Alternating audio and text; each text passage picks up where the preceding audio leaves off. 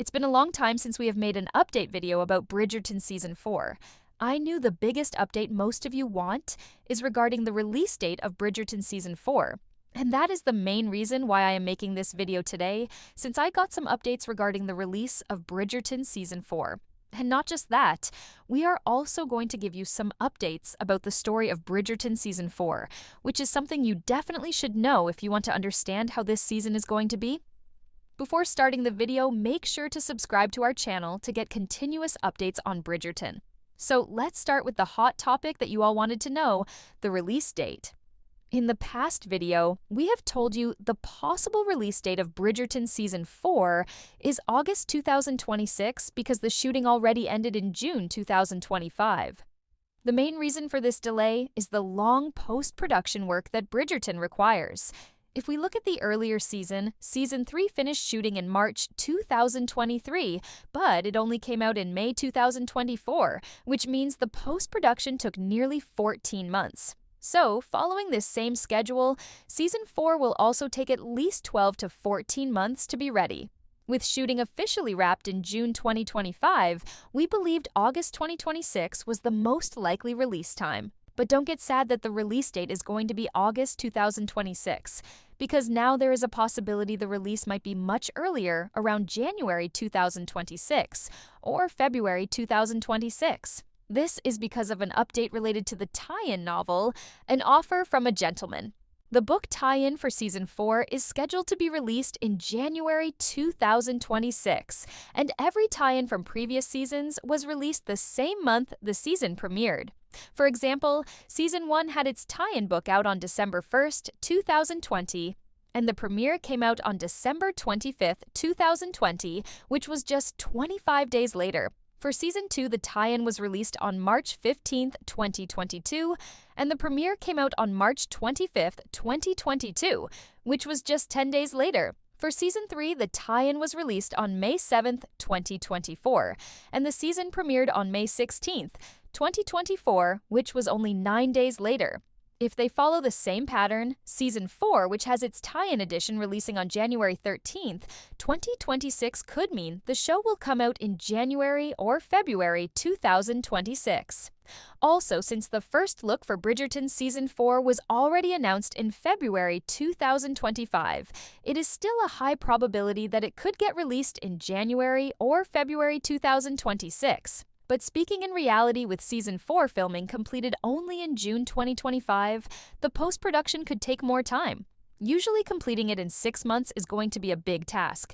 Even though Netflix has asked the makers to push the post-production work faster, completing it in such a short span is going to be really difficult. So, while there is a chance we could see it in January or February 2026, there is still a possibility it might take a few more months and arrive later in the year. One more major update regarding Bridgerton Season 5 is that the writer's room for the upcoming season opened a few months ago, and the process is already underway. This means that even before the release of Season 4, Season 5 will be ready for filming, so we can definitely expect it to release much faster than the usual schedule. Season 4 of Bridgerton already has a lot of details leaking out, and it sounds like the story will jump ahead in time. When the new season begins, about a year will have passed. During that year, Anthony and Kate have been living in India as a married couple. It was confirmed because we got Rini Baweja playing the role in Season 4 as Indian princess. Francesca, Eloise, and John have been staying in Scotland for roughly the same amount of time. All of them come back to London at the same time, and the first big event of the season is said to be a fancy masquerade ball. That party is important because it is the place where Benedict meets Sophie for the very first time. Benedict and Sophie's romance will be the heart of Season 4. At the ball, Benedict has no idea who Sophie really is. Later, when they meet again, he learns that she works as a maid in another household. Even though they come from very different worlds, their feelings keep growing. They meet more than once, and soon both of them know they want to be together. Their biggest problem is the class. Benedict is part of a rich and respected family, but Sophie is not.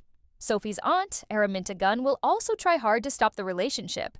She hopes Benedict will marry one of her own daughters, Rosamund or Posy Lee, and she does everything she can to block Sophie. At first, the rest of high society, called the Ton, also looks down on the match.